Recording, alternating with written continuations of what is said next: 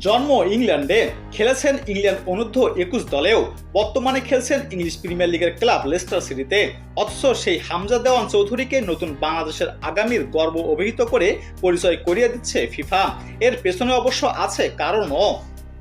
বাংলাদেশের জন্ম না হলেও এদেশের সঙ্গে নারীর টান আছে হামজা চৌধুরীর। তার নানার বাড়ি বাংলাদেশের হবিগঞ্জে। সেই সূত্রে সম্প্রতি লাল সবুজ জার্সিতে খেলার সম্ভাবনা তৈরি হয়েছে এই ডিফেন্সিভ মিডফিল্ডারের। ইতোমধ্যেই ইংল্যান্ড ফুটবল অ্যাসোসিয়েশনের কাছ থেকে অনাপত্তিপত্র পেয়েছে বাফুফে।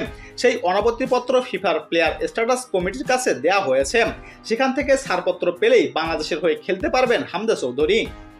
এদিকে ফিফার অফিসিয়াল ফেসবুক পেজে যেভাবে তার পরিচয় তুলে ধরা হয়েছে তাতে মনে হচ্ছে ফুটবলের সর্বোচ্চ নিয়ন্ত্রণ সংস্থা ছাড়পত্র দেওয়ার বিষয়ে বেশ ইতিবাচকই। তাই হয়তো তার 27তম জন্মদিনে এমন একটি পোস্ট করে হামজা ও বাংলাদেশি সমর্থকদের চমকে দিয়েছেন ফিফা।